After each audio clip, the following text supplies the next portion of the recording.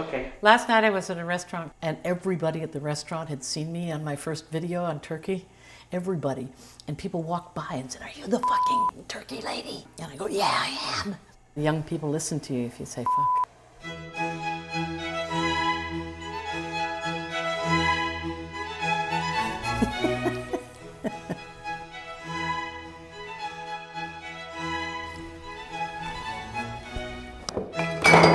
Well, let me just, I gotta finish.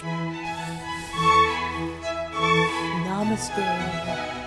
And the dog walker's coming soon. We should roll it. Hi, I'm Mary Risley from San Francisco. Are you fed up with the holidays? It's too much stress, decorating, shopping, parties, and entertaining, and people coming over. Well, here's my advice for you. Take the night off. Take the night off and make yourself a special dinner just for you. Maybe you're alone on New Year's Eve. Or maybe you have a husband that's also stressed out. Or maybe there are 4 of you. I'm going to show you a wonderful, comforting menu for 1, 2, 3, or 4. Okay? Look at this. This is my menu. A watercress, pear, cranberry, and pistachio salad. A steak au poivre, a pepper steak with potato gratin and spinach. And chocolate cherry bread pudding with whipped cream. Of course, you have to have a glass of Pinot Noir to go with the steak. And you could even have a glass of champagne while you're cooking. So come with me, and here we go. So first I'm going to do salad. This is clean watercress. This is actually a watercress that's been grown. What I'm doing is I'm taking my clean watercress and putting it in a glass bowl. This is a Comis pear. And they are ripe this time of year. They're wonderful little French pears. And the one that doesn't work well in salads is Bartlett's. Bartlett's turn black when they are exposed to air.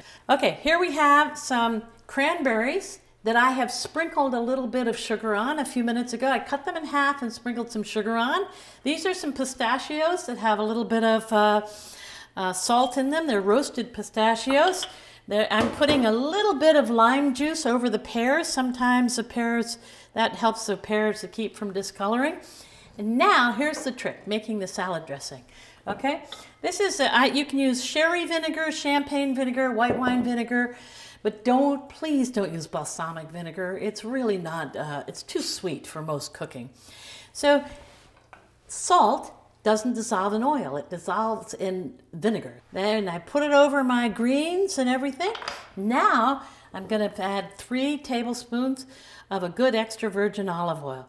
This is my salad for the holidays. Any holiday, it doesn't matter what you're celebrating this year, it's just celebrating yourself by having dinner by yourself. I think that's a wonderful thing to do. Okay, the only thing left to do here is a little bit of freshly ground pepper. This is my watercress salad with pears, tossed with extra virgin olive oil and white wine vinegar. First course to go with a glass of champagne. Look at this. Isn't this a beautiful salad? Doesn't matter whether you like Santa Claus or Jesus, or none of them. It's just a nice salad for this time of year.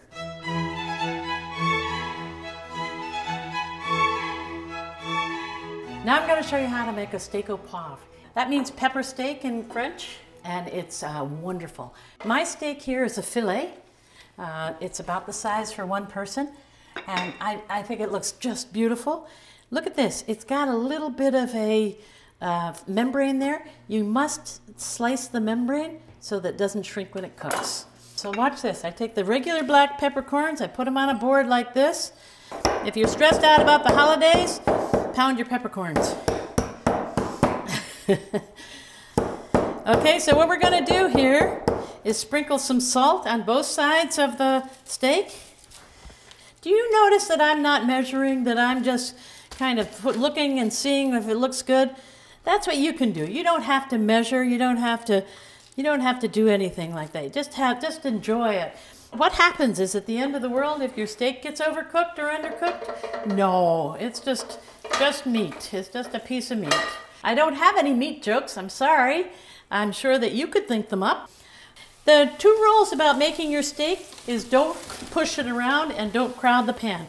Why? Because you want the juices of the meat to run down into the pan and stick to the bottom of the pan. So I watch the pan carefully to see that it doesn't burn.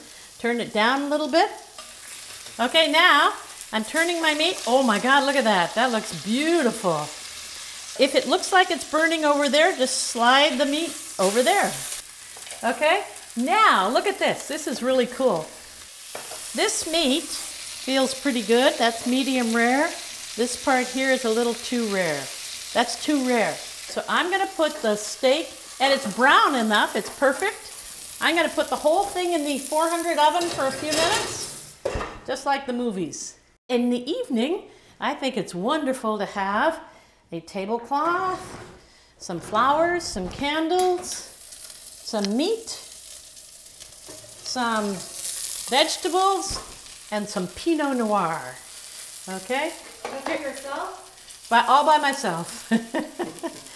Now, how do you tell whether the steak's done? This steak looks a little bit smaller than it did before, so I think it's done. So I'm going to take it off, put it on my hot plate, pour the grease off, and always defat the pan. I'm going to turn up my heat a little bit and throw in some brandy. Remember that if you get a bottle with alcohol in it anywhere close to open flame, it could produce a Molotov cocktail. So I'm going to stand back, throw in some brandy, stand back, let it, woo! Look at that!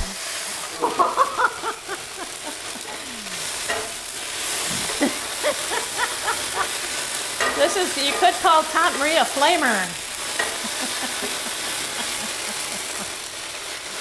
That's a Molotov pan.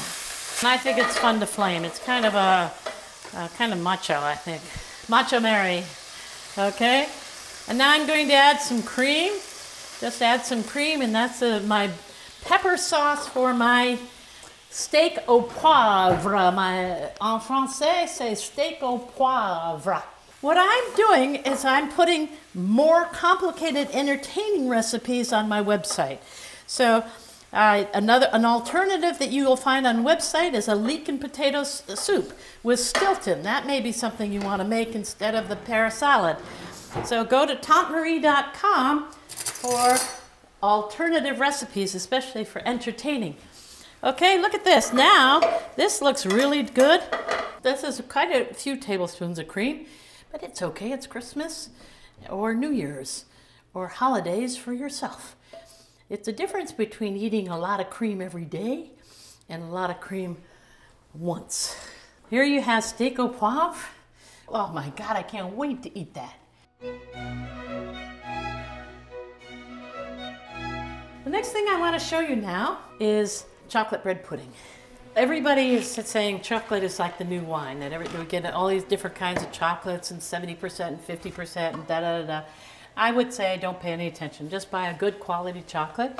Scharfenberg is good, Lindt, Calbo. And the recipe calls for 8 ounces to be melted. So in order to melt the chocolate, I need to chop it. I'm going to melt it in a double boiler type arrangement.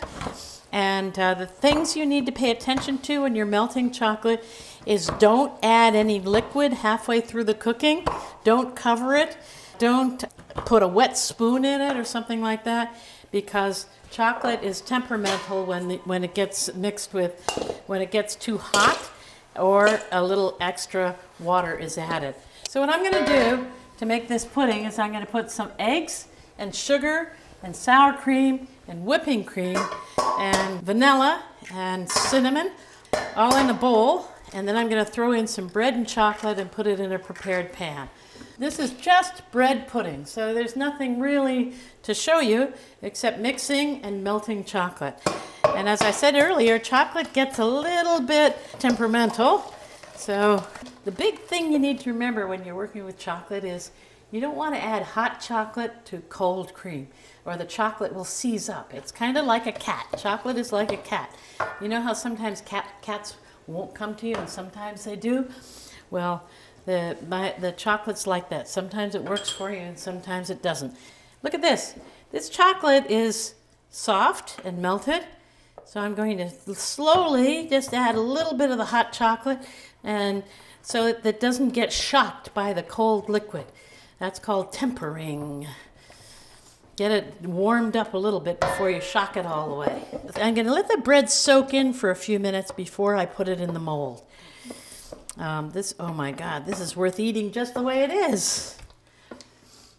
So here we have chocolate bread pudding. It rises in the oven and then it goes down a little bit. It could be served warm. And here's how I make whipped cream. I take a whisk and some cream and whip it. And add a little sugar and vanilla if you want. Always put the cream on the side. It's more elegant. Okay, here's a little bit of mint going in the middle.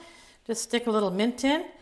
And there you have my bread pudding for the holidays with chocolate and dried cherries. And I'm wishing you a very happy holiday season, whether you're by yourself, whether you're with somebody, whether you're with people you like or don't like. Remember, you can always take pleasure in a good meal. And if you want a more elegant menus from 6 to 12 people, look it up on my recipes on tantemarie.com. Happy holidays.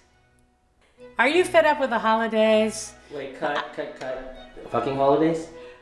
I can't be the fucking cooking teacher all the time.